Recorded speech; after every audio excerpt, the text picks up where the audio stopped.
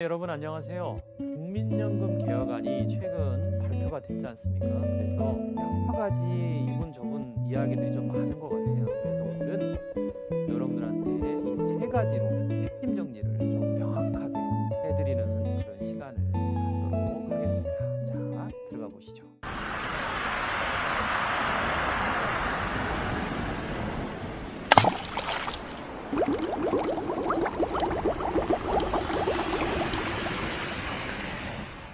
자, 먼저 첫 번째 9월 4일 날 2024년도 9월 4일 날 발표된 정부 연금 개혁안의 주요 내용은요. 그중에서 이제 핵심은 보험료를 더 받는 데 있죠. 그래서 일단 보험료 자체는 9%에서 13%로 올리겠다. 그게 가장 큰 핵심입니다. 두 번째 좀 포인트로는요. 매년 세대별로 보험료율을 인상 속도를 좀 달리 가져가겠다. 그 얘기입니다. 예를 들면 50대는 1%, 40대는 0.5%, 30대는 0.33%, 그리고 20대는 매년 0.25%씩을 순차적으로 올리겠다. 요거는 제가 뒷부분에서 다시 한번 말씀을 드릴 거고요.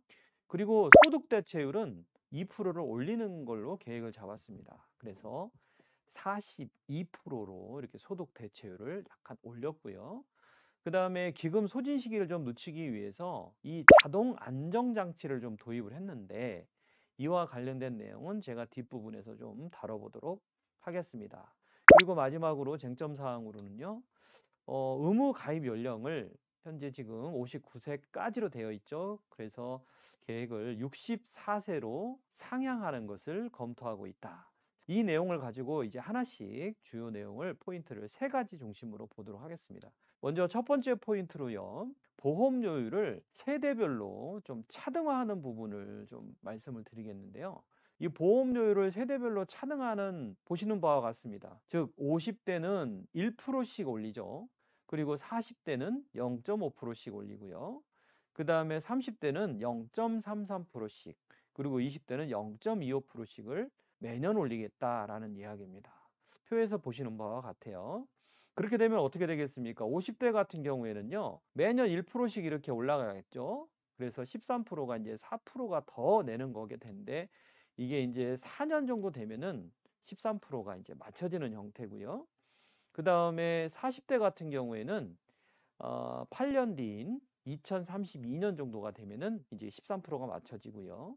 그 다음에 30대 같은 경우에는 12년 뒤에 2036년이 되겠죠. 이때 이제 13%가 맞춰지는 형태. 그 다음에 2040년이 되면은 20대까지 이제 16년 동안 장기적으로 넣어서 이게 세대별로 약간의 차등을 둬서 인상률을 달리가겠다. 이것은 전 세계적으로 그런 최초의 그런 어떤 시도라고 볼 수가 있는데, 이것 가지고도 이제 설왕설래 이야기들이 여러 가지가 많습니다. 제가 한번 계산을 해봤습니다. 월 납입 금액을 2025년도 1월 달에 이제 보험료가 인상이 된다고 보고요. 현재 평균 A 값이 298만 원 정도, 약 300만 원 정도 된다는 직전 3년 월급 평균 값을 가지고 왔을 때 50대는 한 29,892원 정도가 올라가게 돼요. 그리고 40대는 14,000원 정도, 그리고 30대는 9,800원, 20대는 7,473원 정도가 올라가는데, 요거 자체를 이제 직장 다니시는 분들은 절반씩 부담을 하게 할 거고요. 자, 두 번째, 자동 안정 장치 도입을 한다라고 말씀을 드렸는데, 이 자동 안정화 장치가 뭐냐면요.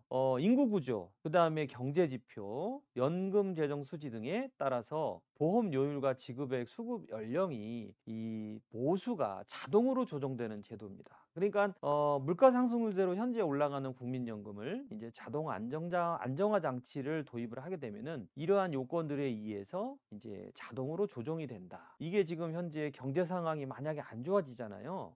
그럼 연금 지급액을 낮추게 되겠죠. 그래서 연금의 안정성을 자동으로 보장하는 그런 기능을 갖고 있을 수 있다라는 이야기입니다. 현재 지금 스웨덴이나 일본, 독일 같은 나라들, 그래서 경제협력개발기구 OECD라고 하잖아요. 이 회원국 중에는 70%가 이 제도를 운영 중인데, 어떤 거를 모수로 갖고, 이게 어떤 거를 이제 예를 들어서 이런 모수를 가져오느냐에 따라서 어떻게 자동 조절이 되느냐에 따라서 달라질 수가 있는데, 만약에 자동 안정화 장치를 도입하게 되지 않습니까? 그럼 현행은 물가 상승률 5%다. 그러면 5%가 그냥 통상적으로 물가 상승률에 반영이 되는 시스템에서 이 물가 상승률이 5%가 되면은 도입한 후에는 가입자가 감소했어요. 그럼 2%가 거기서 마이너스가 되고 기대 수명이 또 증가가 됐다. 그러면 1%가 또 마이너스가 된다고 보면은 5%에서 3%를 빼게 되면은 2%만 남게 되죠. 그래서 102만 원 정도가 105만 원이 이제 물가 상승률 대비해서 올라가는 게 아니라 102만 원 정도가 올라가는 시스템으로 바뀐다. 그 뜻입니다. 그런데 이제 가까운 일본을 한번 볼까요? 가까운 일본의 이제 공적연금 제도의 변동률을 보면은 2020년, 2021년, 2022년, 2023년, 2024년도 거의 플러스인데 2021년도하고 2022년도에 그때 코로나가 조금 심했었잖아요. 이때 마이너스 0.1, 마이너스 0.4 이렇게 해서 공적연금 변동률이 지금 말씀드린 자동 안정화 장치에 의해서 도입이 됐기 때문에 이것이 자동으로 조정이 되는 효과를 내서 또 일본에 있는 노인분들이 연금액이 깎인다고 해서 뭐 이건 시위도 하고 이런 모습들을 저희들이 볼 수가 있었습니다. 자, 세 번째 보겠습니다. 의무 가입 연령이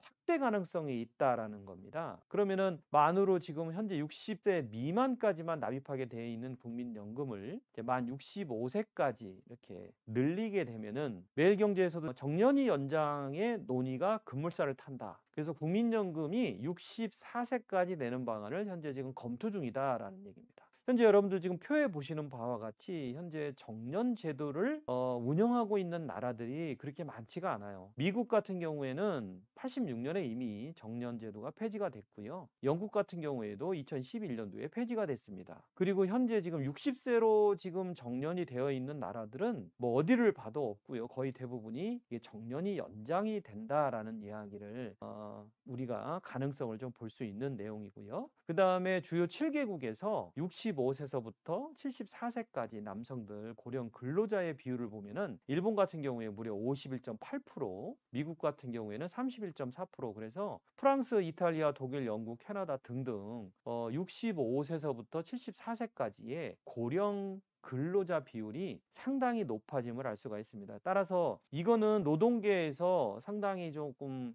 요청을 하는 부분이지만 경영자 계층의 어떤 그 이해득실도 좀 따져야 되는 부분이기 때문에 이거는 좀 지켜봐야 되겠다라는 겁니다. 그래서 저는 크게 세 가지로 말씀을 드렸습니다. 자, 이번에는 연금 개혁이 가능할까요, 여러분? 현재 지금 말씀드리는 것은 정부의 아닐 뿐입니다. 이것이 이제 산을 넘고 또 산을 넘어야 되겠죠. 그도 그럴 것이 지금 2007년도에는 소득 대체율이 이제 하향 조정을 이루었잖아요. 그때 어떤 뭐 퍼센테이지를 낮춰가면서 소득 대체율을 낮췄는데 보험료를 올릴 수가 없기 때문에 그런 조치를 하고 나서 올해까지 2024년까지 17년 동안 실질적인 개혁을 미루고 있는 상태이기 때문에 이거에 대해서도 우리 후세대를 생각한다면 반드시 연금 개혁은 이루어져야 되겠다라는 생각을 한번 해봅니다. 두 번째는 이제 2026년에는 지방선거이고요. 2027년도에는 대선이 예정입니다. 그래서 항상 뭐 개혁을 하려고 그러면은 이러한 선거들이나 것들이 이제 선거들이 항상 뒤를 발목을 잡았기 때문에 그동안에는 잘 못했단 말이에요. 그래서 금년도에는 이제 올해 말이나 빠르면 내년도 초에는 이번 정부의 마지막 골든 타임이다. 그래서 대선 전 또는 지방선거 전에 확실하게 뭔가를 좀 매듭지어야 되는 마지막 골든 타임으로 인식을 하고 국민들의 합의라든지 그다음에 국회의 어떤 논의 과정들이 반드시 수반이 돼야 되겠다라는 말씀을 드리면서 오늘 내용을 마칠까 합니다. 다음 시간에 뵙도록 하겠습니다. 감사합니다.